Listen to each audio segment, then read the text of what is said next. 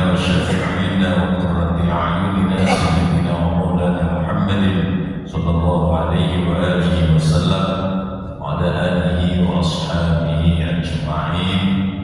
قالوا سبحانك لا علم لنا إلا ما علمتنا إنك أنت العليم الحكيم وتب علينا إنك أنت التواب الرحيم ولا حول ولا قوة إلا بالله العلي العظيم. أما بعد.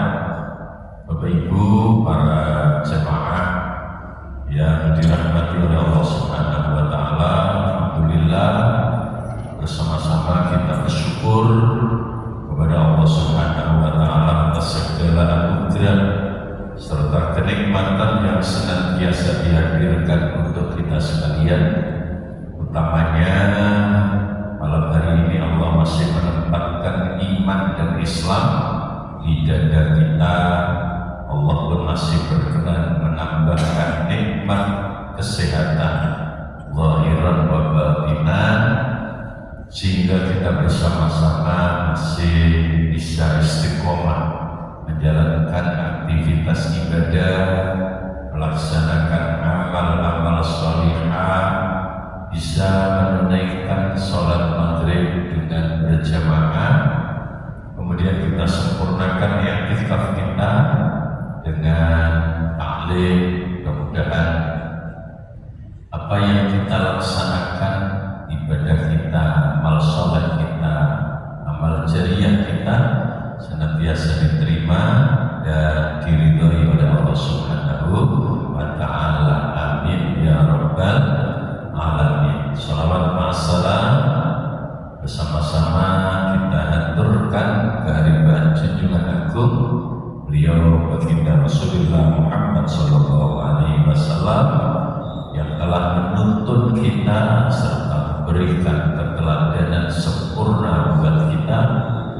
Mudah-mudahan kita semua selalu diberi kekuatan oleh Allah Subhanahu wa taala untuk bisa istiqomah menjalankan apa yang menjadi tuntunan beliau, memegang teguh sunnah dan keteladanan beliau hingga di penghujung hidup kita masih tetap menjadi umat Rasulullah sallallahu alaihi wasallam yang di akhirat sana akan mendapatkan syafaatnya. Amin ya rabbal alamin.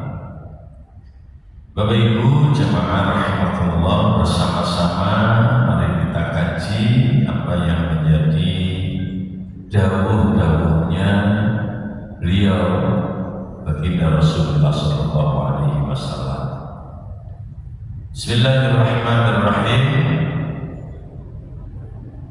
Ajazani bihi al-alam Syekh Muhammad Al-Khatib Asy-Syami thumma al-Madani Al-Hambali wa huwa Ibnu Utsman Ibnu Abbas Ibnu Utsman al-Masyayikhi muttasilan ila Abi Dzarr al-Ghifari radhiyallahu anhu an Rasulillah sallallahu alaihi wasallam fi ma yarwihi an Rabbih azza wa jalla. Hadis yang akan kita pelajari malam hari ini adalah sebuah hadis yang disampaikan oleh Syekh Muhammad Al-Khatib Asy-Syami Al-Hambali. Beliau adalah Ibnu Utsman bin Abbas bin Utsman. Lalu kemudian apa yang beliau sampaikan ini adalah dari guru-gurunya an-masyayikhi, nyambung muttasilan ila Abi Dzarr al-Ghifari radhiyallahu anhu, sambung sampai kepada sahabat Rasulullah yang bernama Abu Dzarr al-Ghifari. An Rasulullah sallallahu alaihi wasallam, dari beliau baginda Rasulullah sallallahu alaihi wasallam, fima yarwihi an Rabbih azza wa jalla, sebagaimana apa yang diriwayatkan dari Tuhannya yakni Allah Subhanahu wa ta'ala, Allah Azza wa Jalla.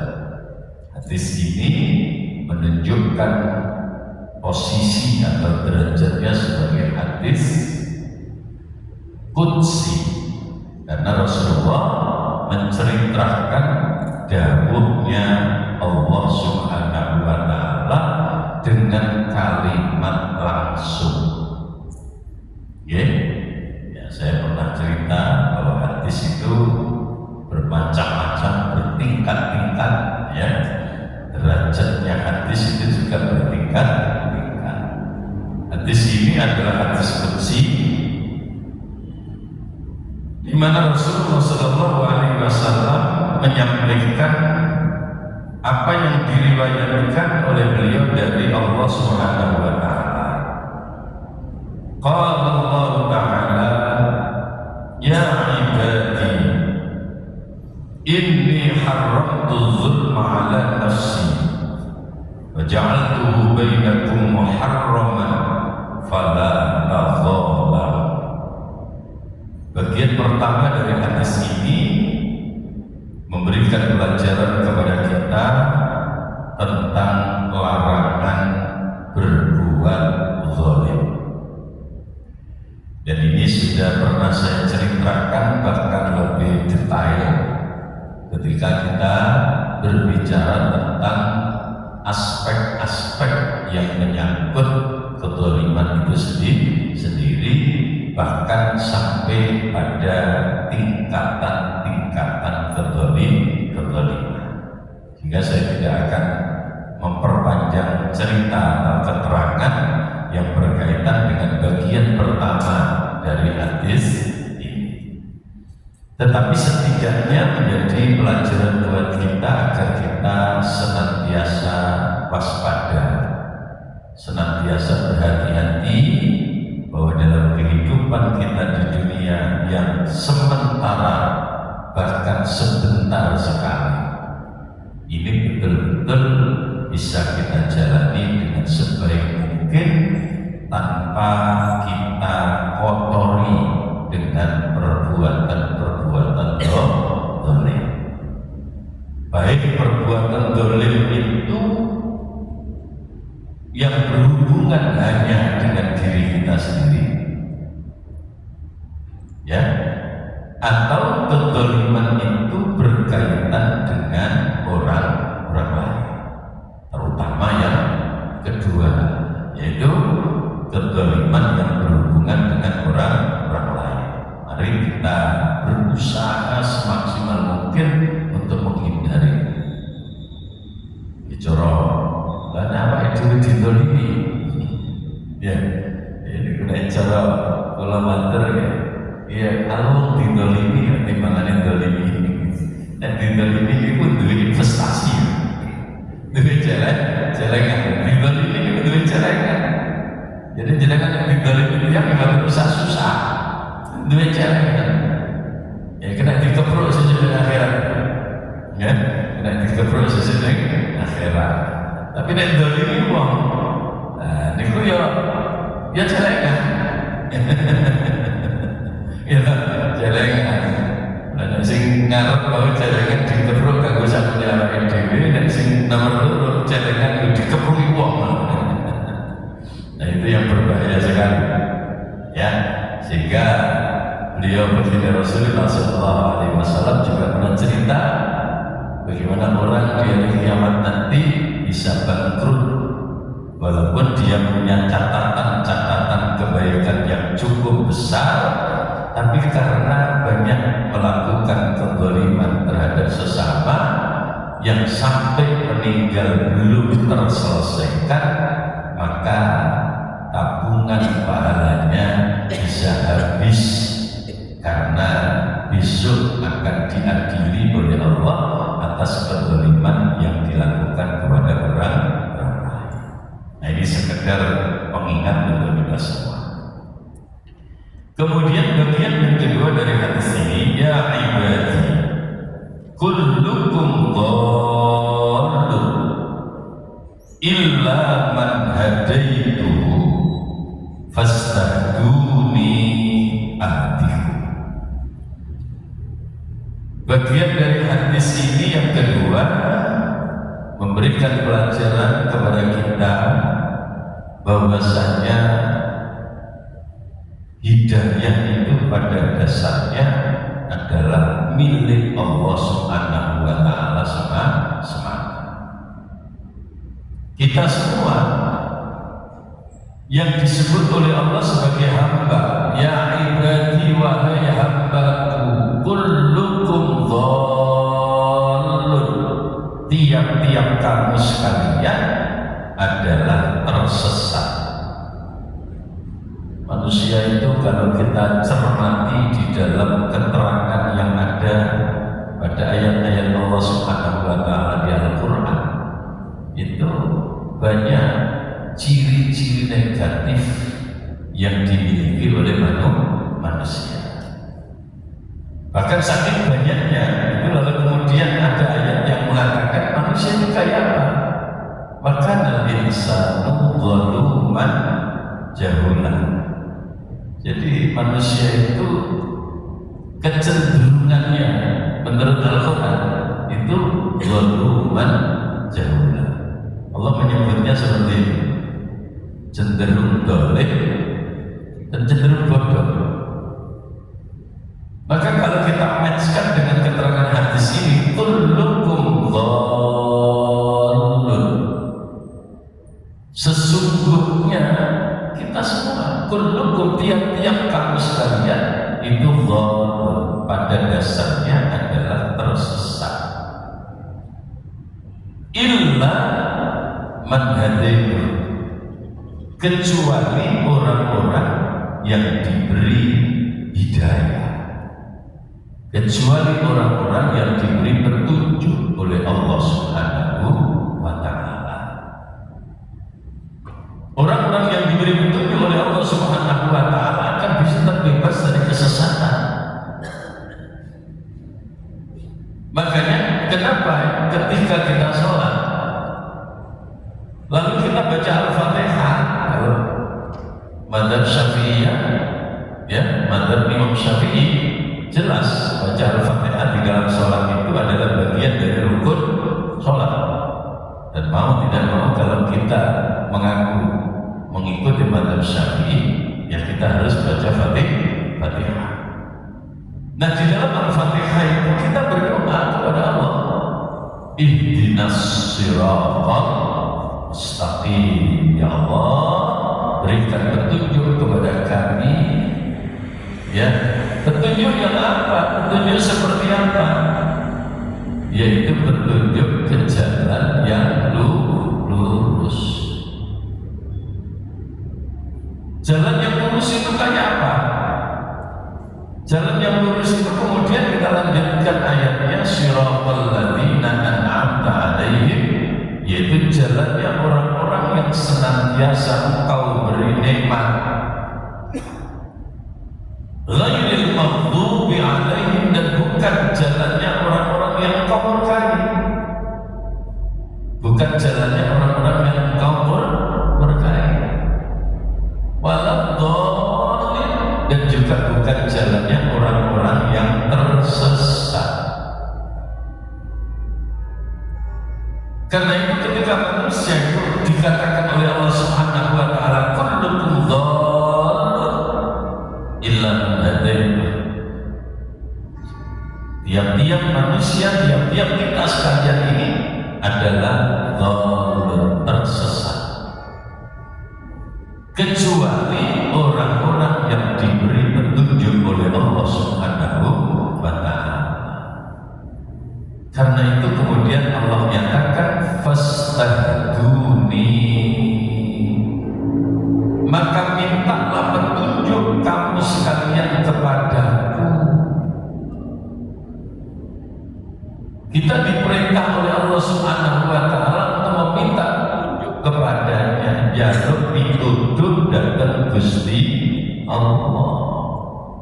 Nek nyuwun, kalau kita mau minta kepada Allah, ahdiku, maka Allah menjanjikan akan memberikan hidayah kepada kamu. Dan ini nyata. Apanya yang nyata? Bahwa petunjuk itu memang betul-betul hanya milik Allah Subhanahu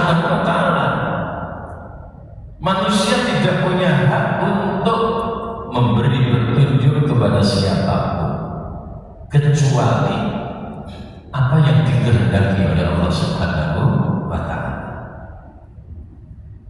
Jangankan kita itu siapa? Kita itu siapa? Jangankan kita, sekelas Nabi, sekelas Rasul, mereka pula tidak punya hak untuk menentukan hidayah itu diberikan kepada siapa. Umpama Nabi Rasul itu duwe hak. Andai Nabi dan Rasul itu berhak menentukan hidayah itu diberikan kepada siapa, maka tentu tidak akan pernah terjadi anak seorang Nabi tetapi tetap kafir. Faktanya ada. Putranya Nabi Nuh masih tetap kafir sampai meninggal dunia ketika terjadi banjir besar. Siapa? Itu yang kemudian kita kenal dengan sebutan nama Kan'an. Anaknya Nabi ya. Loh, kenapa sampai meninggal masih tetap kafir?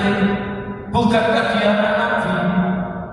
Iya, karena memang petunjuk itu bukan haknya Nabi untuk memberikan kepada siapa yang dimaui, tapi petunjuk itu hanya akan diberikan menurut kemauan dan kehendak Allah Subhanahu wa Ta'ala.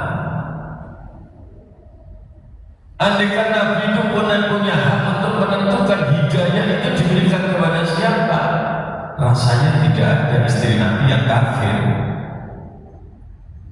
Karena yang namanya istri itu menurut saya normal ya, mesti dicintai oleh suaminya. Terus jadi kan dicintai oleh bojone. Ya pasti, gitu, pasti. Kita semua cinta kepada istri, cinta kepada ya memang kawanannya manusia, kawanannya memang manusia. Zuyyina lin-nasi hubbus syahawat minan nisa wal banin, ya, dan seterusnya. Manusia itu cinta kepada istrinya, cinta kepada anaknya, maka tentu tidak ada satupun manusia yang menginginkan istrinya celaka. Tidak ada satupun orang. Yang kita bicarakan adalah orang normal ya. Orang normal, tapi ini bisa kapan normal bisa urusan ini. Kita ini bisa bicarakan lihat bumenen. Ya, bumenen. Tapi secara umum normalnya tidak ada orang yang ingin anaknya celaka, tidak ada. Sehingga andaikan dunduman hidayah itu ikut menentukan, maka pasti yang didahulukan adalah istrinya, yang didahulukan adalah anak-anaknya. Makanya jangan gak usah heran anak bapak kalau koyo caranya anaknya tetap joyo ya wis kasih terus nanti. Ya wis ben kono urusane ya urusane ben tanggung jawabnya dewe.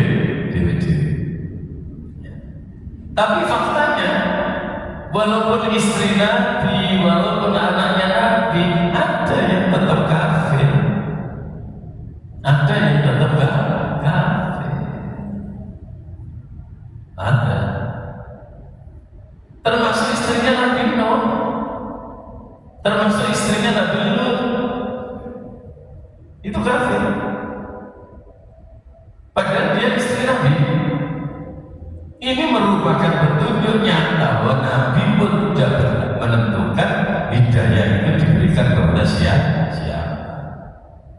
Sampai Rasulullah Shallallahu Alaihi Wasallam sekalipun, Rasulullah yang jelas-jelas dipilih oleh Allah Subhanahu Wa Taala sebagai Sayyidul Anbiya wal Mursalin, ketika bicara tentang hidayah, beliau juga tidak diberi hak oleh Allah. Sehingga kisah yang masyhur di antara kita, paman beliau Abu Thalib sampai meninggal dunia belum mengucapkan 2 kalimat syahadat. Sampai meninggal belum mengucapkan 2 kalimat syahadat. Padahal Abu Thalib itu begitu gigih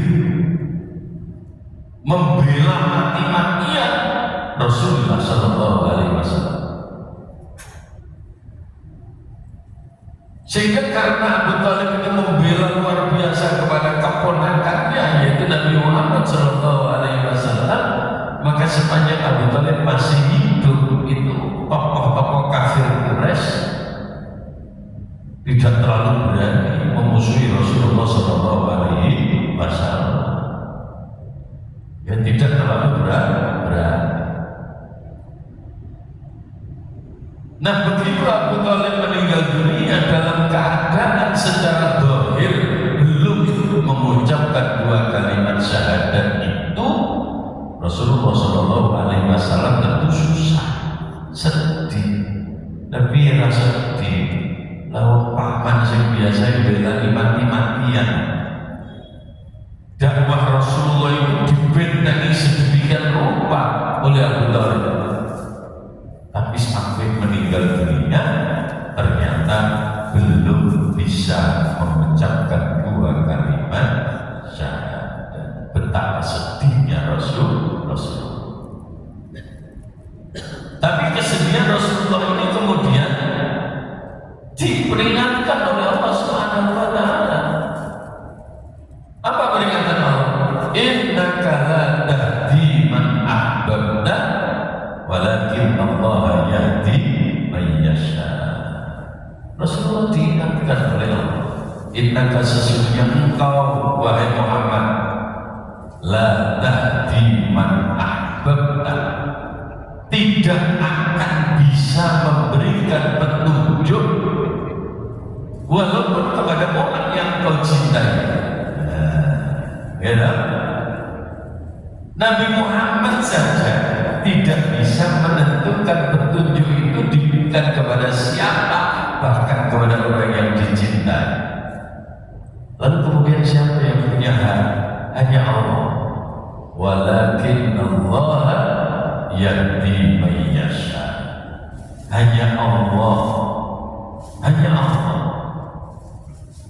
Hanya Allah yang bisa memberikan petunjuk, memberikan hidayah kepada orang-orang yang dikehendaki oleh Allah Subhanahu wa ta'ala.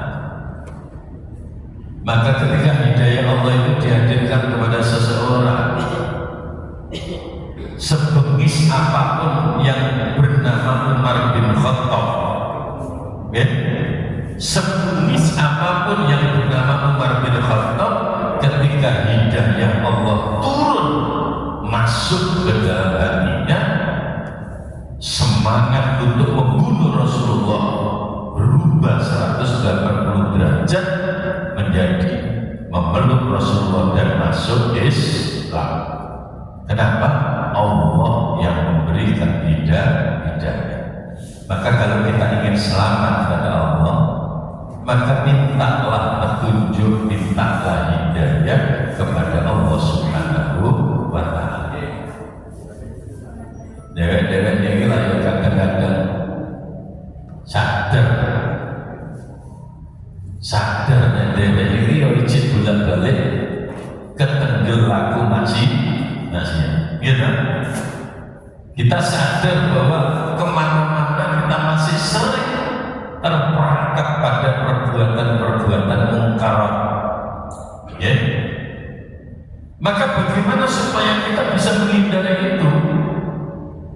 Tentu selain kesadaran kita patut untuk kita tingkatkan, kewaspadaan kita patut untuk kita tingkatkan, tapi yang tidak pentingnya mintalah perlindungan kepada Allah Subhanahu wa ta'ala. Allahumma inni a'udzubika min munkaratil akhlaq wal a'mal wal ahwa.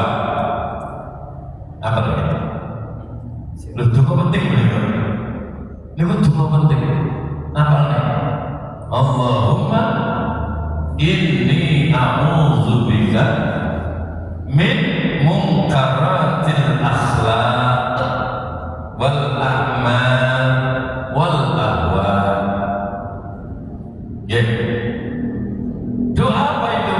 Itu doa minta perlindungan kepada Allah Subhanahu wa ta'ala dari kejelekan-kejelekan, terutama kejelekan hawa nafsu. Ya, terutama kejelekan hawa nafsu. Jadi kita minta kepada Allah, Allahumma inni a'udzubika, ya Allah, sesungguhnya aku minta perlindungan kepadamu. Perlindungan dari apa? Min munkaratil akhlaq, dari kejelekan akhlak, wal a'mal, dan kejelekan perilaku, wal ahwa, dan kejelekan hawa nafsu. Itu mana penting? Ya, karena kita ini manusia ini gawanannya tetap dibarengi oleh Gusti Allah apa? Nafsu. Maka bagaimana hawa nafsu kita ini tidak sampai menguasai kehidupan kita, tapi justru kita yang menguasai dia. Kebayang ya? Iya, jangan diawali diri dijajah karo nafsu. Jangan sampai kita dijajah oleh apa? Hawa nafsu. Kita harus merdeka dari rong-rongan, dari cengkeraman hawa nafsu. Kita Agustusan ya, dewanya merdeka lagi. Wanya merdeka. Aja bendera kita sedih kibar merah putih penting banget. Tapi jauh lebih penting adalah merdekanya jiwa kita dari cengkeraman hawa nafsu. Justru anak-anak itu kemerdekaan ya, itu merdeka tenang. Bahwa kemerdekaan negara itu penting dalam keadaan negara dijajah ya orang keadilan. Kemerdekaan bangsa penting iya, tapi kemerdekaan diri kita dari cengkeraman hawa nafsu itu tidak kalah pentingnya. Ya, tidak kalah pentingnya. Apa artinya kemerdekaan negara dan bangsa kalau diri kita masih tidak merdeka dari hawa nafsu? Ya kan? Jadi negara ini merdeka, tapi perilaku kita masih banyak menyimpang dari aturan-aturan yang ada. Artinya, gitu. Ya bahwa itu penting. Bola-bola ini semuanya buat jawaban bahwa kemerdekaan negara, kemerdekaan bangsa itu penting. Tapi secara personal jauh lebih penting kemerdekaan diri kita dari cengkraman hawa nafsu. Maka salah satu caranya berdoa dan minta perlindungan kepada Allah Subhanahu wa ta'ala. Kira-kira apa dengar ini? Apa nih? Masya Allah. Kapan? Dari mana? Itu apa yang rekaman? Mungkin nonton di apa lagi namanya? Insyaallah. Allahumma inni a'udzubika min munkaratil akhlaq wal a'mal wal ahwa. Ya Allah, aku minta perlindungan kepadamu dari kejelekan akhlak, kejelekan tingkah laku atau perbuatan, dan kejelekan hawa nafsu.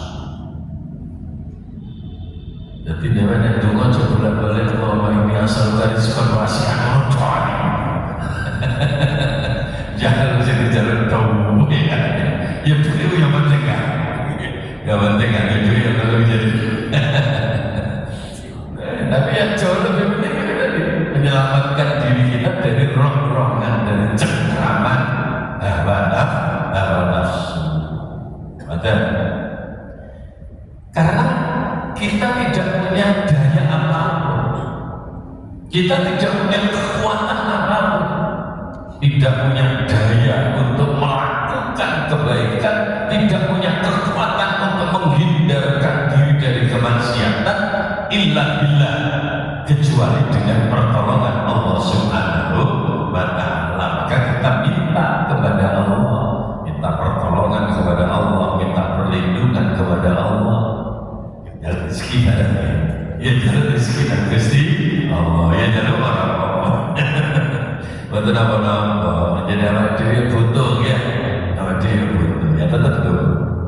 Nah itu kemudian pada bagian yang berikutnya Allah juga katakan ya ibadi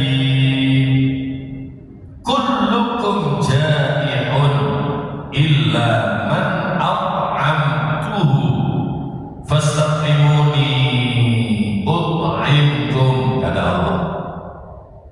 Ya ibadi wahai hambaku, kullukum ja'i'un, tiap-tiap kamu sekalian itu adalah orang yang lapar. Lapar. Illa man at'amtuhu, kecuali orang-orang yang aku beri makan. Nah, ya tak? Berarti dewek ini makan telat-telat itu hakikatnya sehingga keimanan Gusti Allah.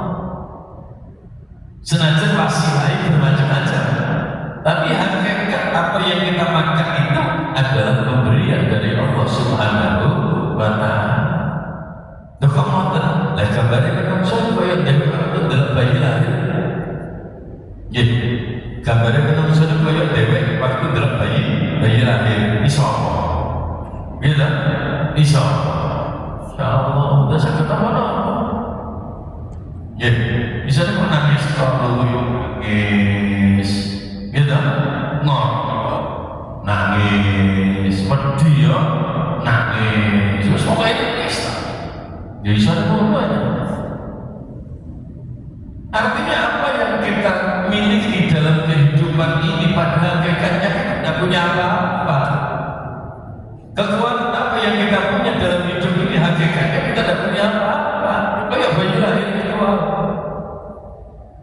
Maka kemudian bayi itu bisa tumbuh kembang, lalu menjadi besar karena dia makan katanya. Sehingga iman jawab Gusti Allah sehingga iman. Jadi secara hakiki sadari seperti itu. Kullukum ja'i'un illa man at'amtuhu.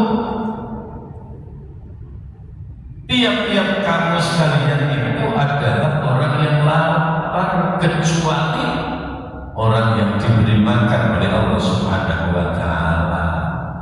Makanya kemudian fastut imuni ut'imukum, maka mintalah makan kepada Allah, mintalah makan kepada Allah. Fastut imuni, maka mintalah kamu sekalian makan kepada jalur Nabi Sallallahu. Nabi sekalian ut'imukum, bakal diwenehi makan dari Gusti Allah. Itu bahasa yang duit ya rezeki yang diwenehi dalam duit rezeki sing duit Gusti Allah. Jalan Gusti Allah kayak cuma buatan aja susu. Menungso lan cocok ke susu. Karepe jalan saiki terus saiki teko. Gitu. Karepe ya Allah nyuwun sugih. Kapan iso? Karepe lah ngono. Mboten saged. Ya senajan nek Gusti Allah kersa ya iso bae nek secara logika. Niku ya rada angel Gusti Allah kayak model ya cara hakikat tauhid ya tetep iso bae. Gusti Allah itu kuasa. Ya. Tapi semua itu tidak akan pernah lepas dari yang namanya proses. Ya, tidak akan pernah lepas dari yang namanya proses. Ya, cara anak sekolah pengen pinter, ya dulu tetap mau ilmu itu banyak pengeran. Ya dulu tetap. Tapi ya sinau, lama tenan. Enggak, ya Allah, belajarkan paling ilmu ya Allah. Tapi gak kerja sinau, gak kerja sekolah, gak dulu. Lama tenan. Ya, pengen oleh musim bicara ilmu laduni. Sing bicara ilmu laduni. Kate sinau, kate sekolah, kate ngaji, langsung pinter dhewe. Oh, moro-moro jalur ijazah. Kum nanggone. Kum ning kali sedina suwengi jarene cek ketemu Nabi Happy. Bareng kum nang kali sedina suwengi temenan gas ketemu Nabi Happy ketemu telek iki yo. Telek gentir sing ngono. Iya. Wis kausane aneh. Ya kita ikuti proses yang wajar saja. Bahwa berdoa ya tetap berdoa karena hakikat pemberi itu hanya Allah. Hakikat pemberi itu hanya Allah. Ya, ada. Maka kita minta kepada Allah Subhanahu wa taala demikian pula. Bagian berikutnya Allah Taala katakan ya ibadi kullukum 'arin illa man kasabtu fastaksuni aksuku. Dawai Gusti Allah, wahai hambaku, kullukum 'arin, tiap-tiap kamu sekalian itu pada dasarnya adalah orang telanjang. Pada dasarnya kita ini disebut oleh Allah 'arin, telanjang. Nah kok telanjang? Itu Allah kayak kabar bayi lahir ini Pak. Jangan tuan bayi lahir procor soalnya langsung celon haji. Ya situ mana gak terima jahitan berasanya. Gitu. Lahir procor soalnya langsung kumpulan sarung BAS. Kau no. Dia lahir procor cari mudong. Itu gambaran manusia. Kullukum 'arin kata Allah. Tiap-tiap kamu sekalian itu adalah telanjang. Illa man kasabtuhu, kecuali orang yang aku beri pakaian. Kecuali orang yang aku beri pakaian.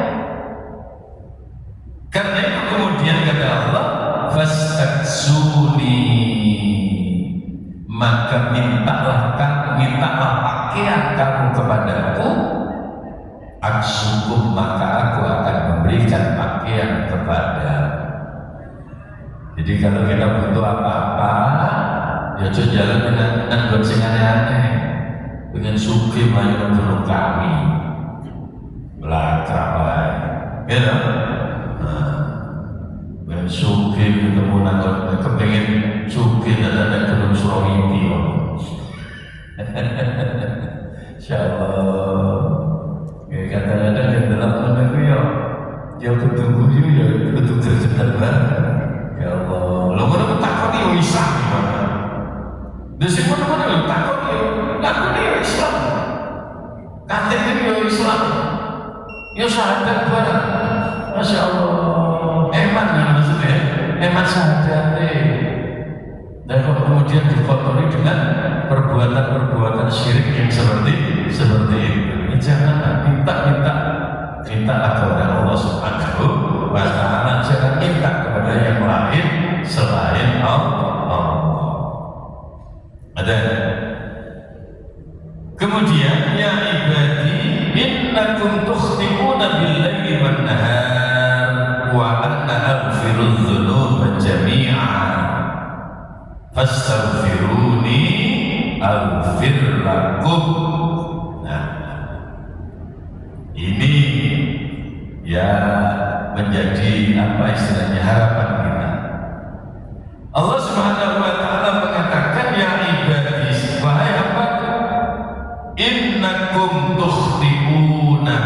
laili wan nahar, sesungguhnya kamu sekalian itu melakukan kesalahan di waktu malam maupun di waktu siang.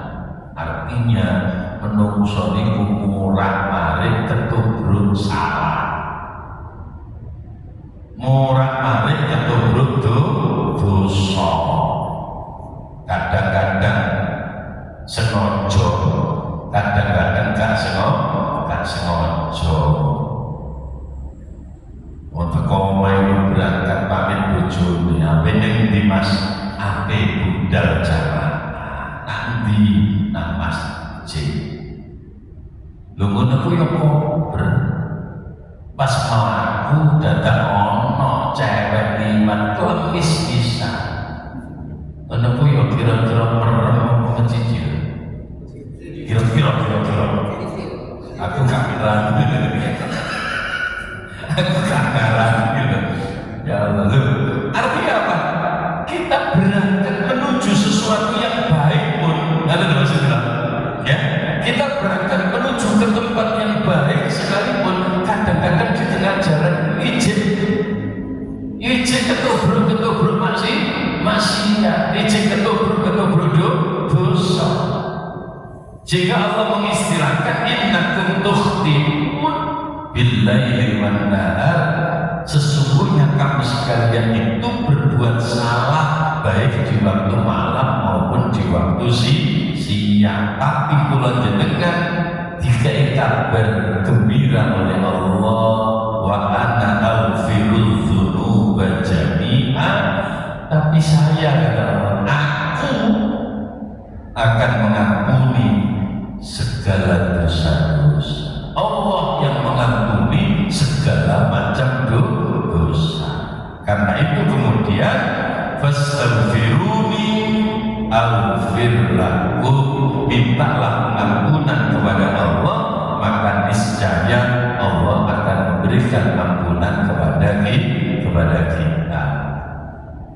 Jika alhamdulillah dewek mari sholat ya astagfirullahaladzim, ya tentu minta ampunan kepada Allah itu tidak selalu dengan mengucapkan astagfirullahaladzim. Kadang-kadang kita minta ampunan melalui kalimat-kalimat istighfar, kadang-kadang kita meminta ampunan, mendapatkan ampunan dari Allah Subhanahu wa Ta'ala melalui amalan-amalan yang berpotensi menghadirkan pengampunan Allah Subhanahu wa Ta'ala. Dan kayak apa itu sholat, wudu, itu kan amalan yang potensial untuk mendapatkan ampunan dari Allah Subhanahu wa Ta'ala. Tentu yang diampuni otomatis itu adalah dosa-dosa kecil-kecil sing kesandung di keluarga, sing kesandung di keluarga. Jadi ini kati delok ya mubate, aku ya ro delok ya dosa, tapi yang mana kadang-kadang seperti itu. Semoga mawon majelis kula panjenengan dari niki dipun sarengi kali temurun hidayah saking Allah Subhanahu wa Ta'ala, dadosaken tambahi ilmu ingkang barokah, ilmu ingkang manfaat fid dunya wal akhirah bijahi sayyidina Rasulullah sallallahu alaihi wasallam.